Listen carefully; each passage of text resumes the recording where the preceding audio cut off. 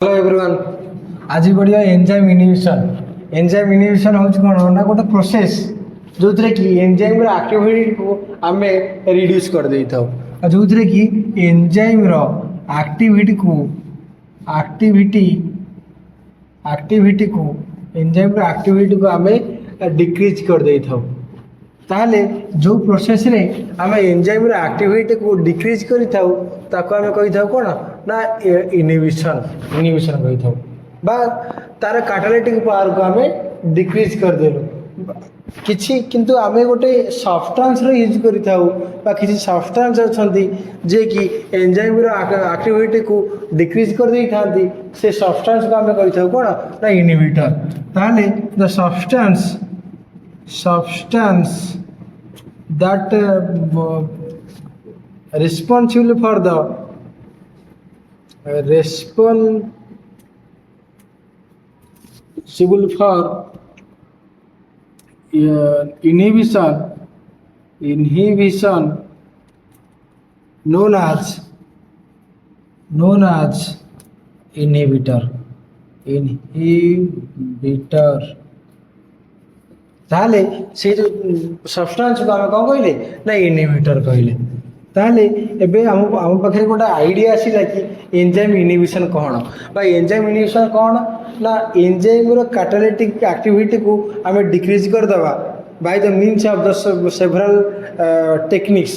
से जो टेक्निक्स रे आम कौनटा होता है ना किसी इनहिबिटर यूज करता जोटा कि एंजाइम रो एक्टिविटीटा डिक्रीज हो जाता है। ताहले ये जो एंजाइम एक्टिविटी को जो डिक्रीज हो गला सी गोटे विभिन्न वे होता है ताकू बेस करके आम एंजाइम इनहिबिशन को बहुत प्रकार रे आम कौन कले ना कैटेगराइज करें जो थे कि टाइप्स ऑफ इनहिबिशन देखिबा टाइप्स ऑफ इनहिबिशन कौन ना देख कौन हो इनहिबिशन ने एंजाइम एक्टिविटी रही केवल ना गोटे पर्टिकुलर सबस्ट्रेट पर गोटे पर्टिकुलर सबस्ट्रेट अच्छी तार एक्टिव साइड रे कौन हम ना इंटराक्ट कर जो एक्टिव साइड सहित सबस्ट्रेट एंजाइम सबस्ट्रेट कॉम्प्लेक्स बन देन गोटे प्रोडक्ट कन्वर्सन हम किंतु जदि आम किसी टेक्निक रे यूज करी तार एक्टिव साइड को डिफॉर्म करदेवा बा किसी चेंजेस करदेवा ता जो सबस्ट्रेट आसी बाइंडिंग करें ता जो कौन होती ना एंजाइम एक्टिविटीटा डिक्रीज हो गला बा ताको आम कहले कौन कहले ना इनहिबिशन हो गला। जनरली जो जिते प्रकार इनहिबिशन अच्छी से टार्गेट करिसेंती कि तार एक्टिव साइड को कौन करदेवा ना डिफॉर्म करदेवा बा तार एक्टिव साइड को डिस्टर्ब करदेवा जहाँ द्वारा कि से सब्सट्रेट सहित इंटराक्ट करें ना हुए तो सब्सट्रेटा आसी बाइंडिंग पूर्व एमती आउ किसी सब्सटेंस बाइंडिंग हो जो ओरिजिनल सब्सट्रेट सहित से एंजाइमटा बाइंडिंग कर जो एंजाइम एक्टिविटीटा डिक्रीज हो से जो प्रोडक्टा जो बनी था से प्रोडक्ट आउ बनबनी बा आउ किसी इनहिबिशन रही जो थे कि किसी एंजाइम कही आलोस्टेरिक एंजाइम था तार एक्टिव साइड छड़ा आउरी किसी साइड थाए से आसी किसी मॉड्यूलेटरटा बाइंडिंग करेंगे जो तार एक्टिव साइड किसी चेंजेस पड़े आसो एवं तार जो सबस्ट्रेट प्रति इंटरेक्शनटा डिक्रीज हो तार एफिनिटीटा डिक्रीज हो जो एंजाइम एक्टिविटीटा रिड्यूस हो ताले आम देखा से कौटी टाइप्स ऑफ इनहिबिशन देखा देख फास्ट टाइप्स रे आम पढ़ा ना आलोस्टेरिक इनहिबिशन तेणु आलोस्टेरिक इनहिबिशन कौट देखा जाए ना आलोस्टेरिक एंजाइम रे आलोस्टेरिक एंजाइम रे देखा जाए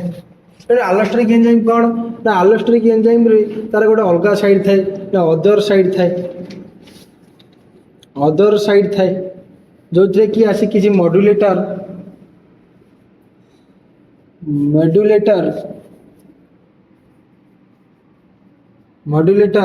बाइंड करते ता जो एंजाइम एक्टिविटी रे डिक्रीज आसी थाए बा से जो मॉड्यूलेटर को आम कौन कहले ना इनहिबिटर कहले से मॉड्यूलेटर को आम कौन कहले ना इनहिबिटर कहले इनहिबिटर इनहिबिटर कहले बा आम आलोस्टेरिक पॉजिटिव आलोस्टेरिक अच्छी बा नेगेटिव आलोस्टेरिक अच्छी पॉजिटिव आलोस्टेरिक मतलब एंजाइम एक्टिविटी इंक्रीज हो बा नेगेटिव आलोस्टेरिक इफेक्टर मतलब तार एक्टिविटीटा डिक्रीज हो जहाँ को आम आलोस्टेरिक इनहिबिटर कहले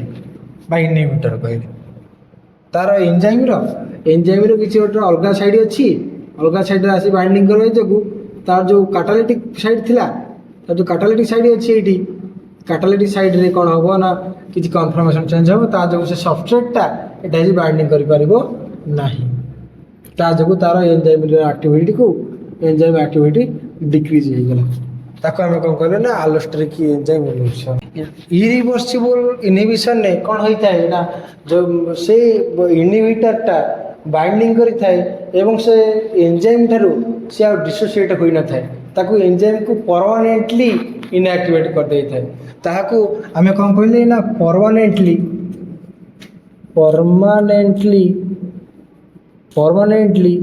इनहिबिट हो जाई थाए ताको आमे से आ एंजाइम आ फर्दर एक्शन करिवनी ताको आमे कौन कहले ना suicide inhibition suicide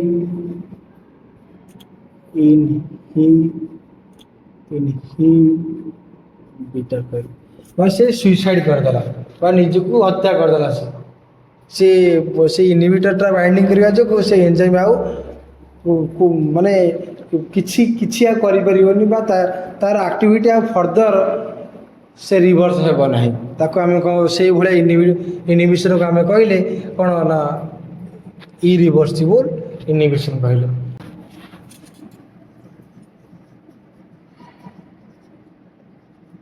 reversible inhibition ता माने एठी इनहिबिटरटा बाइंडिंग करिवो किछि समय पर पुणी से डिसोसिएटेड हो जाओ फ्रॉम ताको आमे कौन कहले ना रिवर्सिबल इनहिबिशन ताले रिवर्सिबल इनहिबिशन ने भेराई टाइप रो लेवल रही कौन आमर रिवर्सिबल इनहिबिशन तीन प्रकार रहिला जहाँ को आमे कहले कौन ना कॉम्पिटिटिव इनहिबिशन सबस्ट्रेट आउ इनहिबिटर कंपटीशन हम to binding the active site non competitive inhibition किसी कंपटीशन हबार नहीं non competition inhibition on competitive inhibitions आमे पढ़िबा वन बाय वन आमे डिटेल पढ़िबा किंतु एगुटिक सब आमे जेहेतु डिटेल पढ़ुचे तो एमानकु गोटा पर्टिकुलर लेक्चर आमे ताको कवर करिबा बा हमर आसीबो एंजाइम इनहिबिशन ने तीनटा चारटा पार्ट आसी जाई पारे देखिबा कोन होउची आज आमे पढ़िबा ना आलोस्टेरिक इनहिबिशन फर्स्ट इनहिबिशन टा होउची allosteric inhibition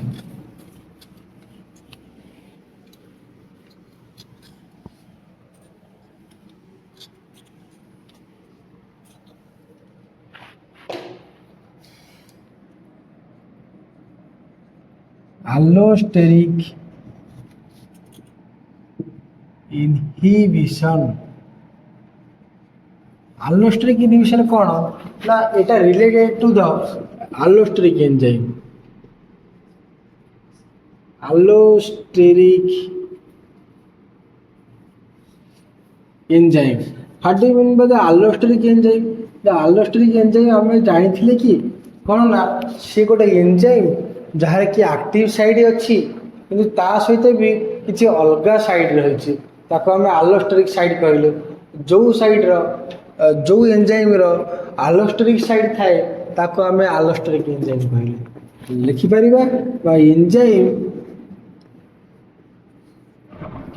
enzyme having allosteric site known as allosteric enzyme हम देखो allosteric enzyme कहले जोटा कि जनरली से गोटे प्रोटीन बा हम जानी ये गोटे हूँ प्रोटीन प्रोटीन मॉलिक्यूल गोटे जेहेतु से प्रोटीन मॉलिक्यूल तार कन्फर्मेशन चेंजेस आसी था जेहेतु एटा enzymes are the allosterically allosteric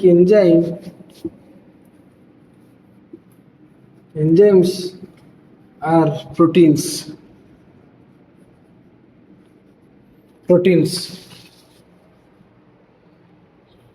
एवं तार गोटे यूनिक स्ट्रक्चर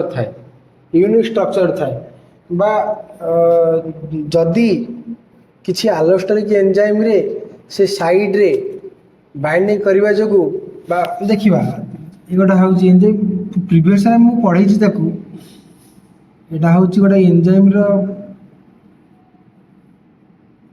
यहाँ तार गोटे एक्टिव साइड यहाँ हूँ तार गोटे अलग साइड ताको आम allosterically साइड कहलु ताको आम allosterically साइड कहलु ये जो allosterically साइड रे यदि किसी गोटे इफेक्टर मॉलिक्यूल बाइंडिंग करुच्ची and that induce a conformational change on the side of the active side so that it increase the effectivity by affinity towards the substrate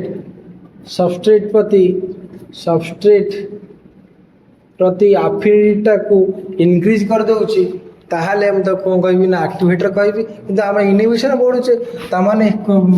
आम सी substance विषय पढ़ा जी की तार सबस्ट्रेट तार एक्टिव साइड एफिनिटी को decrease कर देउची ता माने ये गोटा हूँ मॉलिक्यूल जे कि allosterically साइड रे बाइंडिंग हवा जो तापर एठी गोटा कन्फर्मेशन टा इंड्यूस होउची ता जो कौन होउची ना सबस्ट्रेट प्रति एफिनिटी टा डिक्रीज हो जाउची ता जो एंजाइम सबस्ट्रेट कॉम्प्लेक्स बनी परिबोनी यदि एंजाइम सबस्ट्रेट कॉम्प्लेक्स बनी परिबोनी ताले कैटालिटिक पावर कमी जाइछि मु कहिबी ताले एटा होची allosterically इनहिबिशन जो थे कि देखिबा तार जो काइनेटिक्स रे हमें पढ़ी गोटे माइकल्स मेंटेन ग्राफ पढ़ी किंतु ये allosterically enzyme Michaelis Menten graph को फॉलो करेनी आम अलग ओरे भी कही परिबा ना allosteric enzymes are those enzymes that do not obey the Michaelis-Menten kinetics ताले Michaelis-Menten kinetics कहूथिले कि ना जदि मु सबस्ट्रेट बढ़ेबी एंजाइम एक्टिविटी बढ़िबो in the short term period then आउ बढ़िबो काई ना एंजाइम आउ फ्री एंजाइम आउ नहांती ताले मु allosterically एंजाइम रे कोन कहबी ना allosterically एंजाइम रे धरक मु गोटे इफेक्टर मॉलिक्यूल देली तार एक्टिविटीटा बढ़ी गला बा तार एक्टिविटी कमी गला ता माने एक्टिविटी कमी गला ता आस्ते आस्ते बढ़िबो शॉर्ट पीरियड जीवो तापरे इंक्रीज होई गोटे जगह को तापर एटा होची हम को कहले ना मोर बढ़िवार थिला वो एक्टिविटीटा एंजाइम रे एक्टिविटीटा मोर बढ़िवार थिला किते मो कंसंट्रेशनटा बढ़ोची से बढ़ुनी को भाई कारण एंजाइमटा इनहिबिटेड है गया ता माने it is action for the it is due to the inhibitor एटी इनहिबिटर लगी इनहिबिशन होइछ कोन इनहिबिशन होइछ इनहिबिशन जगु ए भोलिया ग्राफटा आसीछ बा जदि मु कहिबी से एक्टिवेटर माने से शीघ्र एक्टिवेटेड हे जिवो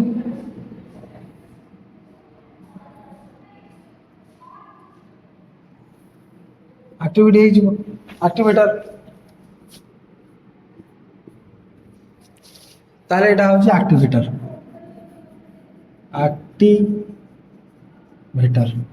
ताले एक्टिवेटर कौन करुच्ची तार एफिनिटी को बढ़ाई दउची बा तार एक्टिविटी को इंस्टेंट बढ़ाई दउची किंतु इनहिबिटर तार एक्टिविटी को कमाई दउची किंतु मु आउ ए भलिया ग्राफ पाइलिनी कोन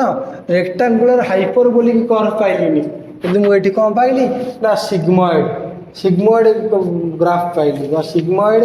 कर्व पाइली कोथरे ना मु allosterically इनहिबिशन पाइली बा सिग्मोइडाल आकुम को कहबी ना सिग्मोइडाल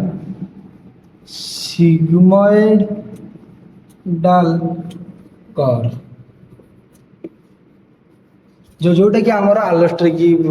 एंजाइम तार एक्टिविटी पावर गोटे जोटा कि आमर देखिले यहाँ हूँ इनहिबिशन रही ये जो ग्राफटा एक्टिवेटर एक्टिवेशन है किंतु ये कौन है ना यहाँ हूँ तार V max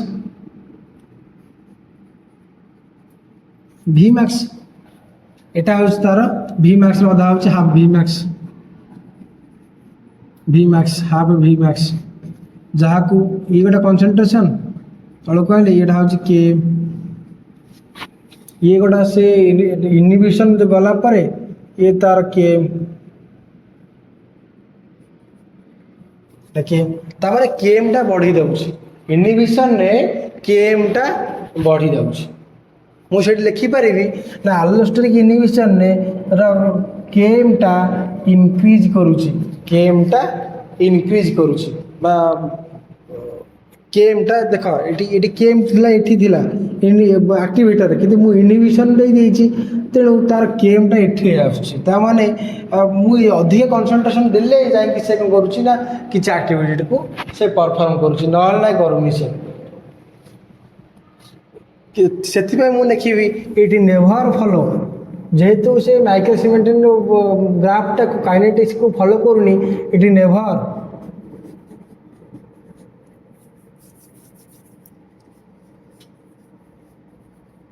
never follow Michaelis Menten kinetics Michaelis Menten kinetics से फॉलो करूनी ताहले कौन होउछि ना जेतले से इनहिबिटर टा से एंजाइम सहित ये गोटा होउछि enzyme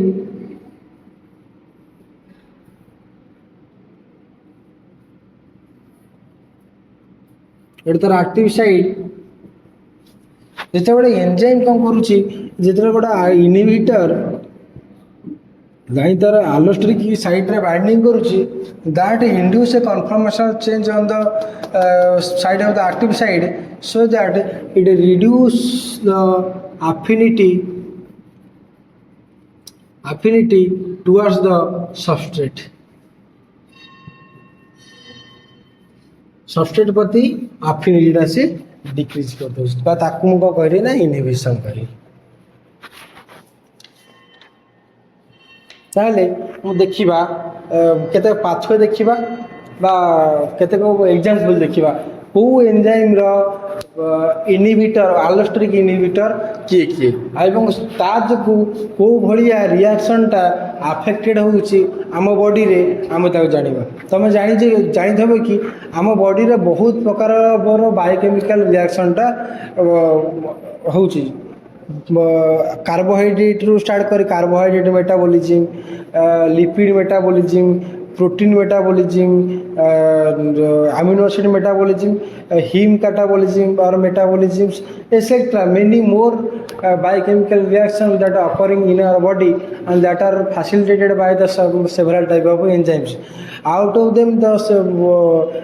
specifically the enzymes are the allosterics and they are inhibited by the inhibitors.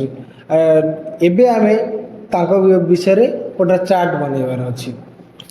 Informative chart टा कि आलोस्टेरिक एंजाइम का किए एवं तार आलोस्टेरिक इनहिबिटर सब किए एवं ता द्वारा को भलिया रिएक्शन टा इनहिबिशन होई थाए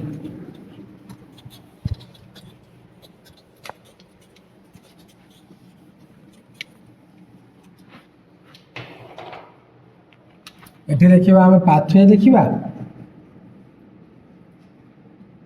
पाथवे लिखिबा एठी एंजाइम एठी होची इनहिबिटर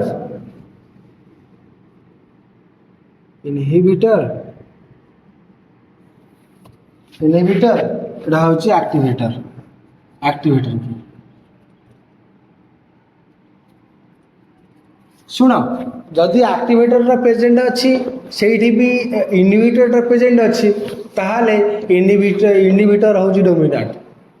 एक्टिवेटर से किसी काम कर जदि इनहिबिटर नहीं ଆକ୍ଟିଭେଟର ଅଛି ତାହେଲେ ତାର ଆକ୍ଟିଭିଟିକୁ ଇନକ୍ରିଜ୍ କରିପାରିବ। ଯଦି ସେଠି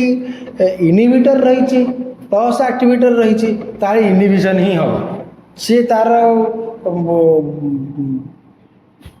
ଆକ୍ଟିଭିଟିଟା ରିଡ୍ୟୁସ୍ ହେଇଯିବ। କାହିଁକିନା ଏଇଟା କଳି ଯୁଗ ଚାଲିଛି, ଭଲ ଲୋକଙ୍କର ଏଠି ଇଜ୍ଜତ ନାହିଁ, ହେଲା କି? ଖରାପ ଯେତେ ହେବ ତମେ ସେତେ ଭଲ, ବୁଝିହେଲା କି? ସେଇଟା ଖାଲି ଆମର ସୋସିଆଲ ଲାଇଫରେ ନୁହଁ, ଆମର ଏଠି ବି ଇନିଭିଟର ଯେତେବେଳେ ପ୍ରେଜେଣ୍ଟ ଅଛି ତାର ଆକ୍ଟିଭିଟିଟା ଡିକ୍ରିଜ୍ ହେଇକି ରହିବ,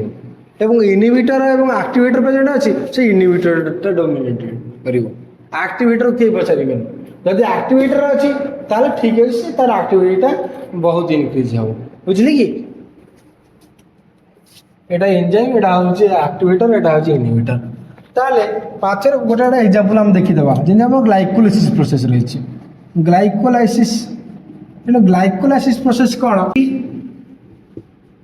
এটিপি আউটা হচ্ছে সাইট্রেট। তা মানে ଆମ ବଡିରେ ଯେତେବେଳେ ଏଟିପି ଅଧିକା ଅଛି, ମୋର ବଡି ଯେତେବେଳେ ବହୁତ ଏନର୍ଜେଟିକ୍ ଅଛି, ତାହେଲେ ମୋର ଗ୍ଲାଇକୋଲାଇସିସ୍ ହେବାର କିଛି ଆବଶ୍ୟକତା ନାହିଁ। କ'ଣ ପାଇଁ ଆବଶ୍ୟକତା ଅଛି? ମୋର କ'ଣ ଏନର୍ଜି ତ ଭରିକି ଅଛି, ପୁଣି ଏନର୍ଜି ପ୍ରଡକ୍ସନ୍ କ'ଣ ଆବଶ୍ୟକତା ଅଛି? ସେତେବେଳେ ସେ ଯେଉଁ ଗ୍ଲାଇକୋଲାଇସିସ୍କୁ ଇନହିବିସନ୍ କରିବାର ଅଛି। କେମିତି ହେଲା ନା ଏଟିପି ଯାଇ ତାର ଆଲୋଷ୍ଟରିକ୍ ସାଇଟ୍ ସହିତ ବାଇଣ୍ଡିଂ କରିବ, ତା ଯୋଗୁଁ ଗ୍ଲାଇକୋଲାଇସିସ୍ଟା ଷ୍ଟପ୍ ହେଇଯିବ। ଆଉ କ'ଣ ନା ସେତିକିବେଳେ ସାଇଟ୍ରେଟ୍ ବି ଅଧିକା ଥିବ ଆମ ବଡ଼ିରେ, କାହିଁକିନା କ୍ରେବ୍ ସାଇକେଲରେ ସାଇଟ୍ରେଟ୍ଟା ବହୁତ ଭରିକି ସେ କ'ଣ ହେଇଛି ନା ଆକୁମୁଲେସନ୍ ହେଇଛି, ଆମର ଆଉ କିଛି ଏନର୍ଜିର ଆବଶ୍ୟକତା ନାହିଁ, ତେଣୁ ସାଇଟ୍ରେଟ୍ ବି ତାକୁ ଇନହିବିସନ୍ କରିଥାଏ। ତାହେଲେ ଆକ୍ଟିଭେଟର କିଏ? ଆକ୍ଟିଭେଟର ହେଉଛି ନା ଯେତେବେଳେ ଆମ ବଡ଼ିରେ ଏନର୍ଜି ନଥିବ, ତାମାନେ ଏଟିପିଟା ଖର୍ଚ୍ଚ ହୋଇଯାଇଥିବ, ଏଟିପିଟା ଖର୍ଚ୍ଚ ହୋଇକି କୁଆଡ଼େ ଗଲା ନା ଏଟିପିଟା ଖର୍ଚ୍ଚ ହୋଇଗଲା ପରେ ସେ ଏଏମ୍ପିରେ କନଭର୍ସନ୍ ହୋଇଥାଏ। ଏଏମ୍ପି ତା ମାନେ ଆମ ବଡ଼ିରେ ଯେତେବେଳେ ଏଏମ୍ପିର ମାତ୍ରାଟା ଅଧିକା ହୋଇଯାଇଥିବ, ସେତେବେଳେ ଏଏମ୍ପି କ'ଣ କରିବ ନା ଫସ୍ଫୋଫ୍ରୁକ୍ଟୋକାଇନେଜ୍କୁ ଯାଇ ବାଇଣ୍ଡିଂ କରିବ ତା ଆକ୍ଟିଭ୍ ସାଇଟ୍ରେ। କିନ୍ତୁ ସେତେବେଳେ ଆମର ଏଟିପି ନଥିବ କି ସାଇଟ୍ରେଟ୍ ନଥିବ, ତାପରେ ଯଦି ସେ ଆକ୍ଟିଭେଟର ଯାଇ ବାଇଣ୍ଡିଂ କଲା ପରେ ସେ ଆକ୍ଟିଭେଟେଡ୍ ହେବ ଏବଂ ଗ୍ଲାଇକୋଲାଇସିସ୍ଟା ରିଜ୍ୟୁମ୍ ହୋଇଯିବ। ଆକ୍ଟିଭେଟର ଯଦି ଅଛି, ଇନହିବିଟର ଯଦି ଅଛି, ସେ ଆକ୍ଟିଭେଟର ନୁହଁ, ତାର କିଛି ଅକାତ ନାହିଁ। କିନ୍ତୁ ଏମାନଙ୍କୁ ସବୁ ପୂଜିଯିବ, କାହିଁକିନା ଏମାନେ ଇନହିବିସନ୍ କରନ୍ତି, କାରଣ ଇନହିବିସନ୍ଟା ରେଗୁଲେସନ୍ ପାଇଁକି ବହୁତ ଆବଶ୍ୟକତା ଅଛି। ଜୀବନରେ ଇନହିବିସନ୍ ବି ଆବଶ୍ୟକତା ରହିଛି। ତମେ ଛୋଟ ଥିଲ, ସେ କ'ଣ କରୁଥିଲେ ନା ତମେ ବହୁତ ଜିନିଷକୁ ଯାଇକି ଧରୁଥିଲ, ବା କିଛିଟା ପନିକି ଥିବ, ପନିକିକୁ ଧରିବ। ତମ ବାପା ମା ଜାଣିଛନ୍ତି କି ପନିକି ଧରିଲେ କ'ଣ ନା ହାତ ଫାତ କଟିଯିବ, ସେଥିପାଇଁ କି ତମ ଗାଣ୍ଡିରେ ଫସ୍ଫୋରାଇଲେସନ୍ କରୁଥିଲେ, ବା ତାକୁ ହିଁ କ'ଣ କହନ୍ତି ନା ଇନହିବିସନ୍ ତାକୁ କୁହନ୍ତି। ବା ଇନହିବିସନ୍ଟା ରେଗୁଲେସନ୍ କରାଯାଇଥାଏ, ବା ଜଣଙ୍କର କ୍ୟାରେକ୍ଟରିଷ୍ଟିକ୍ସକୁ ଡେଭଲପ୍ କରାଯାଇଥାଏ। ବେଶ୍ ସେଟା ଗଲେ ତୁ ହିଁ ନିଜେ ହଇରାଣ ହେବ, ସେଥିପାଇଁ ଇନହିବିସନ୍ ଆବଶ୍ୟକତା ଅଛି। ଜୀବନରେ ଏଭଳିଆ ଇନହିବିସନ୍ଟା ଆବଶ୍ୟକତା ରହିଛି। ତମେ ଖାଲି ଇନହିବିସନ୍ ହେଲେ କ'ଣ ହେବ? ହେଇଯିବ। ଏ ଆକ୍ଟିଭେଟର ବି ଆବଶ୍ୟକତା ରହିଛି। ଜୀବନରେ କିଏ ତମକୁ ପେଲିବାର ଅଛି, ତମେ ଆଗକୁ ଯାଅ। ଦେନ୍ ଟିସିଏ ସାଇକେଲ, ଦେନ୍ ହେଉଛି କ'ଣ? ଟିସିଏ ସାଇକେଲ ବା ତାକୁ ଆମେ କହିଥାଉ କ୍ରେବ୍ ସାଇକେଲ କହିଥାଉ। ତାର ଗୋଟେ ଏନଜାଇମ୍ ଅଛି ଆଇସୋସାଇଟ୍ରେଟ୍ ଡିହାଇଡ୍ରୋଜିନେଜ୍,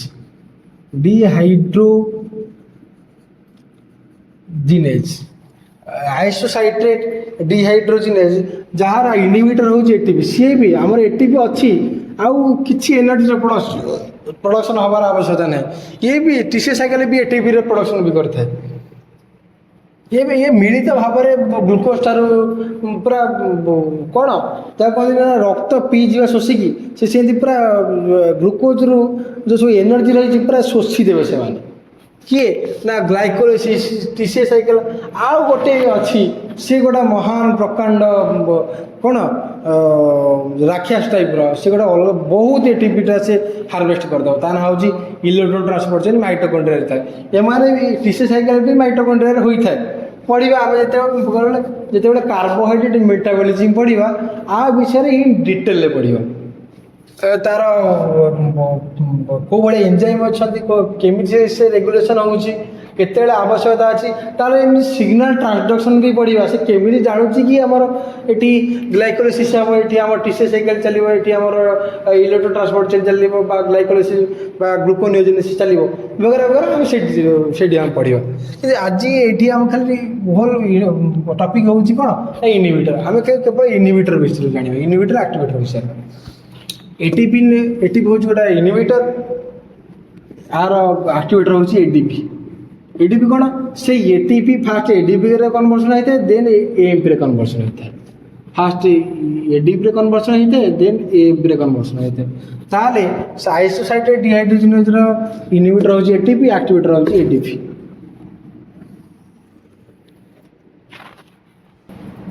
glyco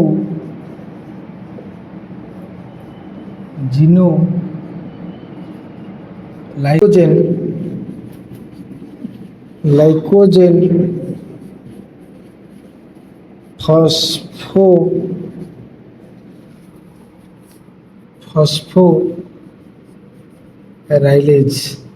glycogen phosphorylase glycogen phosphorylase inhibitor हूँ एटीपी ग्लाइकोजेन फॉस्फोराइलेज इनहिबिटर हूँ एटीपी एटा हूँ एएमपी ग्लाइकोजिनोलाइसिस गला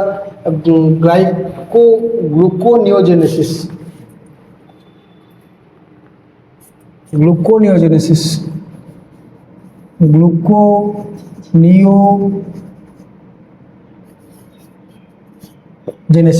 ग्लूकोनियोजेनेसिस हूँ गोटा प्रोसेस जो थी कि आम बॉडी जिते बड़े स्टारवेशन कंडीशन में थाए बा जनरल डायबिटीज वगैरह बा गोटे पर्सन बहुत किसी खाइनी बा किसी दिन है से खाइनी से तार स्टारवेशन कंडीशन को जाए स्टारवेशन कंडीशन एवं आम बॉडी ग्लूकोज ना ग्लूकोज जो स्टोर होता ग्लाइकोजेन सी भी खर्च हो जाए आमर जो लिपोलाइसिस भी चली से आम सी भी सफिशिएंट नुह कि आम ब्लड ग्लूकोज को मेंटेन करने कि से कौन होता है ना आम बॉडी ग्लूकोज फॉर्मेशन करें from the non carbohydrate source जोटा कि आम protein amino acids glycerol etcetera ताकू आम कही था कौन ना ग्लूकोनियोजेनेसिस कही था ग्लूकोनियोजेनेसिस फ्रुक्टोज 1,6-20 फॉस्फेटेज 20 फॉस्फेटेज जहाँ को आम तार इनहिबिटर हूँ एएमपी तार इनहिबिटर हूँ एएमपी तार एक्टिवेटर हूँ एटीपी और साइट्रेट एटीपी और साइट्रेट एटा हूँ आम आलोस्टेरिक इनहिबिशन किसी एंजाइम देखिले तार इनहिबिटर देखिले तार एक्टिवेटर एबे तार गोटे स्पेशल टाइप रो गोटे आलोस्टेरिक इनहिबिशन अच्छी जहाँ को आम फीडबैक इनहिबिशन कही था बा किसी प्रोडक्ट इनहिबिशन कही था ता मतलब special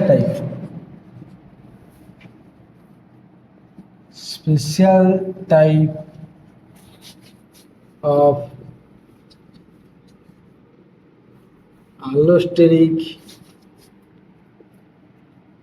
inhibition special type of allosteric inhibition जोटा कि require for controlling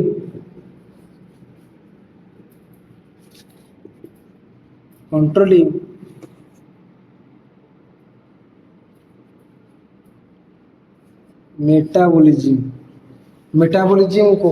हमें कंट्रोल करने एटार आवश्यकता रही से कौन करा जिते बड़े and product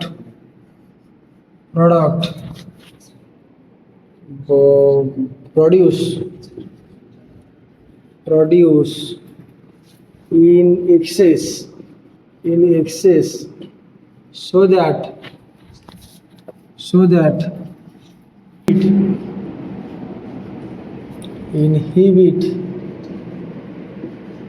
the enzymes in sequential manner. Sequential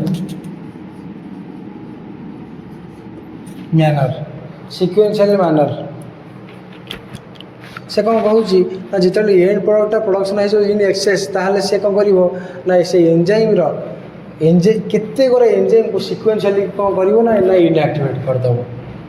enzyme substrate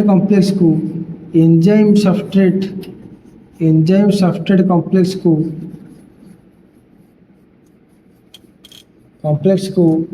reduce करदेव तार फॉर्मेशन को रिड्यूस करदेव ताहा जो से कौन कर ना कि इनहिबिशन से दब जमी आम देख तार एग्जांपल कौन टाबुलेशन करवा नेगेटिव फीडबैक टाबुलेशन नेगेटिव फीडबैक माने निजर प्रोडक्ट गोटे एंजाइम प्रोडक्ट होची से प्रोडक्टा एक्सेस एमाउंट रही जाऊँगी ताले सी निजे ही कहूँ कि आउ आवश्यकता ना तू रही ताले सी एंजाइम कौन करुच्ची आक्शन परफॉर्म करूना ताल देखा से को एंजाइम को किसी कथबार्ता करती जेमती आम हिम गोटे प्रोडक्ट रही जे कि that inhibit the ALA synthase जोटा कि आम हिम सिंथेसिस आम देखते हैं हिम सिंथेसिस ता माने एटा होचे हमर प्रोडक्ट एटा होचे हमर एंजाइम एटा होची रिएक्शन बा पाथवे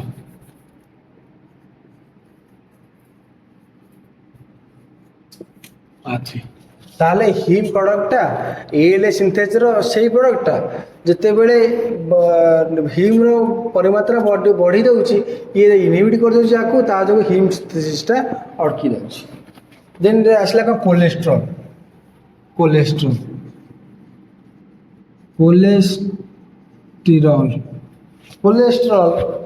कौन कौन तार गोटे रेट लिमिटिंग एंजाइम अच्छी ता ना हूँ HMG CoA reductase most important HMG CoA reductase कहार ना कोलेस्ट्रॉल सिंथेसिस पाथवे रे तार रेट लिमिटिंग एंजाइम तार HMG कोआ रिडक्टेज एम समस्ते ही एक्शन एक्ट करती तापर कोलेस्ट्रॉल जो अधिका हो HMG कोआ रिडक्टेजटा इनहिबिट होता जो कोलेस्ट्रॉल सिंथेसिस यहाँ पर हो जे कि related to the pathway that is cholesterol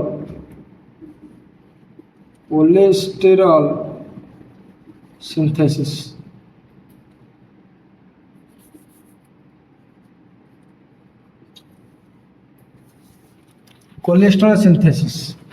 ना कोलेस्ट्रॉलटा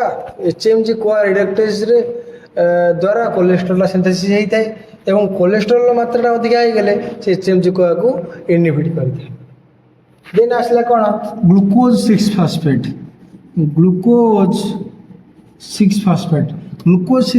कौन ना ग्लूकोज 6 फॉस्फेट गोटे एंजाइम अच्छी ता ना हूँ हेक्सोकाइनेज आम गोटे ग्लाइकोलिसिस पाथवे रही हेक्सोकाइनेज ये ग्लूकोज 6 फॉस्फेट कौन कर ना हेक्सोकाइनेज को इनहिबिट कर जो ग्लाइकोलिसिस स्टॉप हो ग्लाइकोलाइसिस स्टॉप हो आ गोटा हूँ एसिटाइल कोआ